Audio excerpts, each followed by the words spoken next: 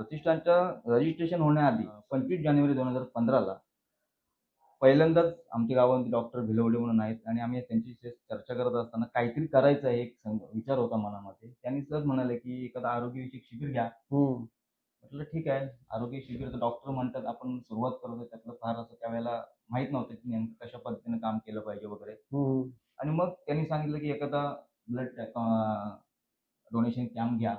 मग आम्ही तो डोनेशन कॅम्प घेतो. कसं करायचं, काय करायचं? मला काहीच माहिती नव्हतं. पण डॉक्टरांनी सल्ला दिला आणि आपल्या मुलांमध्ये त्यावेळेला जी मुलं बऱ्यापैकी त्यांना माहिती होतं. अशा मुलांनी एकत्र आम्ही जे आपलं डेरवनचं हॉस्पिटल आहे वालवालकर, हं. तिथे जाऊन त्या टीमशी आम्ही चर्चा केली.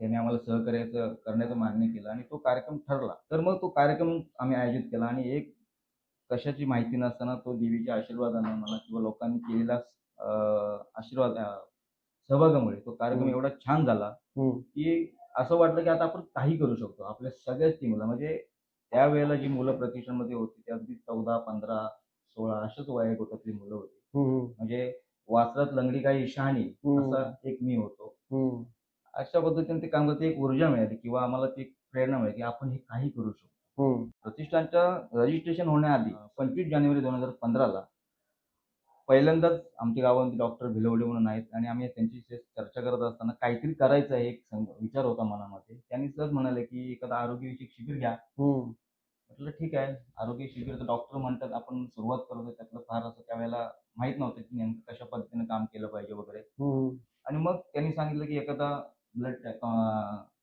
डोनेशन कॅम्प घ्या. मग आम्ही तो डोनेशन कॅम्प घेतो. कसं करायचं, काय करायचं? मला काहीच माहिती नव्हतं. पण डॉक्टरांनी सल्ला दिला आणि आपल्या मुलांमध्ये त्यावेळेला जी मुलं बऱ्यापैकी त्यांना माहिती होतं. अशा मुलांनी एकत्र आम्ही जे आपलं डेरवनचं हॉस्पिटल आहे वालवालकर, हं, तिथे जाऊन त्या टीमशी आम्ही चर्चा केली.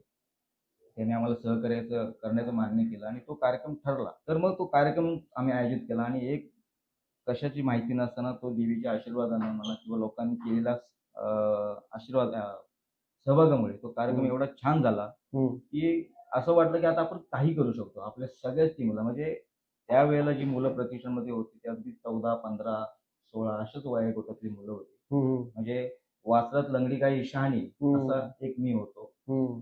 अशा पद्धतीने ते काम करते एक ऊर्जा मिळाली किंवा आम्हाला ती एक प्रेरणा मिळाली, की आपण हे काही करू शकतो. हं.